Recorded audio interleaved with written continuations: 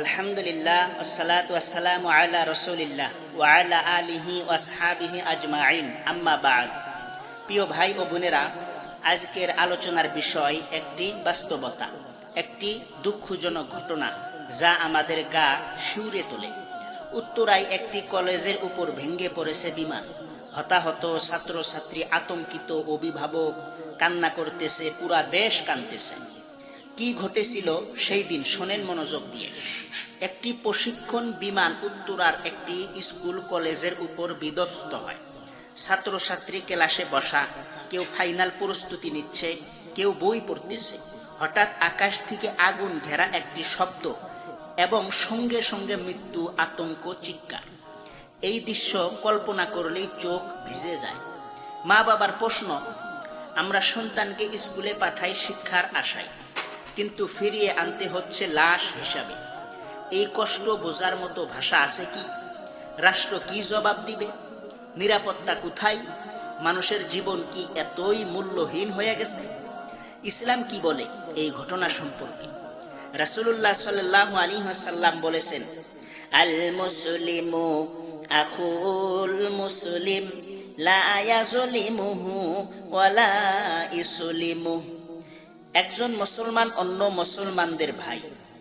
সে তার উপর জুলুম করে না, তাকে বিপদে ফেলে না, সাহায্যের হাত বাড়িয়ে দেয়। আজকের সমাজে আমরা একে অন্যকে রক্ষা করার বদলে মৃত্যুর মুখে ঢেলে দিচ্ছি। এই ঘটনা থেকে আমাদের শিক্ষা নেওয়া উচিত। প্ল্যান কেবল এভাবেই নয়, আমাদের বিবেকের উপরও ধাক্কা দিয়েছে। আমরা ট্রেন্ড খুঁজি, কিন্তু বাস্তবতা পাশ কাটাই। এই ঘটনা আমাদের দায়িত্ব শিখায়। প্রযুক্তির ব্যবস্থাপনায় গাফিলতি যেন আর কারো জীবন কেড়ে না নেয়।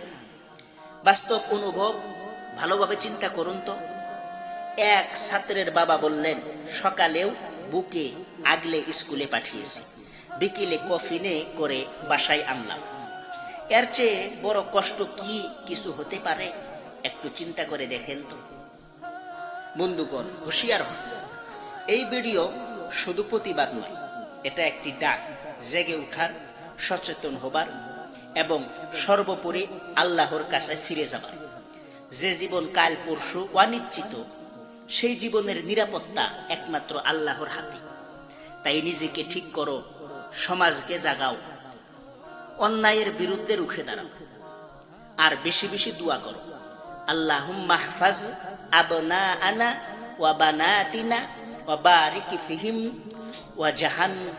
ওয়া জান্নাহিম মিন কুল্লি সু ওয়ারহাম দহায়া হাযিহিল হাদিসা ওয়াজআলহুম মিনাশ শুহাদা। হে আল্লাহ, আমাদের সন্তানদের হেফাজত করুন, বরকত দিন, সকল দুর্ঘটনা থেকে বাঁচান। এই দুর্ঘটনায় শহীদদের মাফ করুন এবং জান্নাত নসিব করুন।